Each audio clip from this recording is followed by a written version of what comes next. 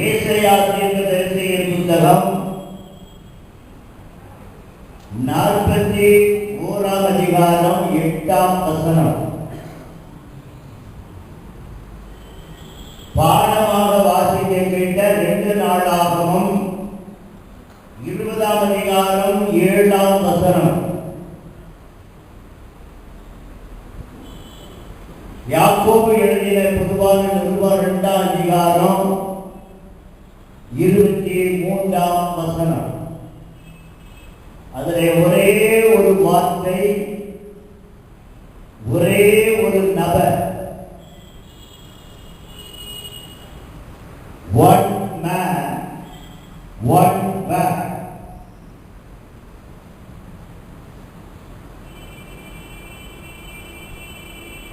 அந்த நபர் யார் என்ற கேள்விக்கு ஆபிரகாம். அந்த வார்த்தை என்ன?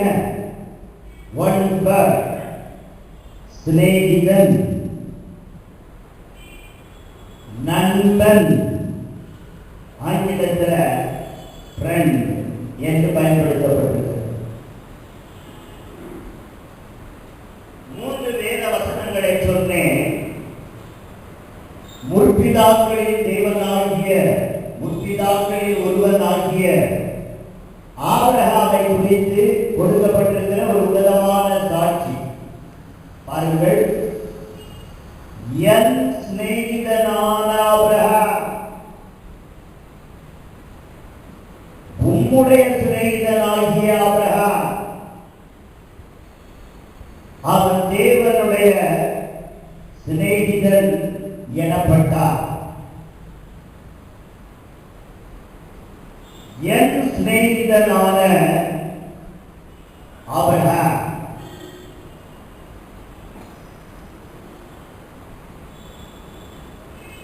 பழைய ஏற்பாட்டின் பக்தர்களை குறித்து நாம் வேதத்தில் வாசிக்கிற பொழுது, பரிசுத்தவான்களை குறித்து நாம் தியானிக்கிற பொழுது, கர்த்தர் வேறான சாட்சிகளை அவர்களை பற்றி சொல்கிறார். இவரே நூலில் 2 இடத்துல பார்க்கிறோம். மோசே தேவனுடைய வீட்டில் எங்கும் உண்மை உள்ளவனாயிருந்தான். மோசேயை குறித்து கர்த்தருடைய சாட்சி. ஆபேலை குறித்து பார்க்கிற பொழுது 11ஆம் அதிகாரத்தில், எபிரேயர் 11 அவனுடைய காணிக்கையை குறித்து கர்த்தரே சாட்சி கொடுத்தார். அவன் மறித்தும் இன்னும் பேசுகிறார். தாவீதை குறித்து கர்த்தர் கொடுத்த சாட்சி, தாவீது என் இருதயத்துக்கு ஏற்றவன்.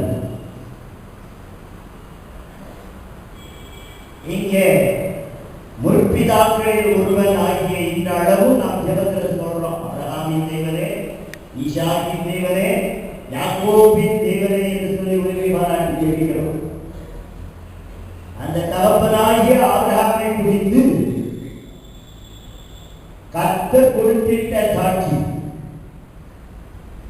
என் சிநேகிதனான ஆபிரகாம்.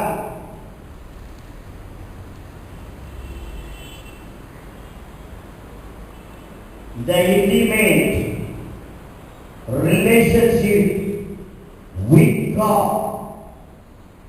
தேவனோடு அவ்வளவு ஒரு நெருங்கிய பந்தம், ஒரு உறவு, ஒரு ஐக்கியம் இந்த ஆபிரகாமுடைய வாழ்விலே காணப்பட்டபடியினால் கர்த்தர் ஆபிரகாமை குறித்து சொல்லுகிற பொழுது என் சிநேகிதனாகிய ஆபிரகாம் என்று அழைக்கிறார்.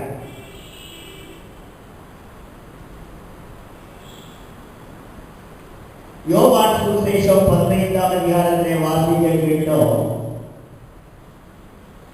சீஷர்களிடத்திலே ஆண்டவர் போதிக்கின்ற பொழுது ஒரு வார்த்தை சொல்றார், நான் உங்களை சிநேகிதர் என்றேன்.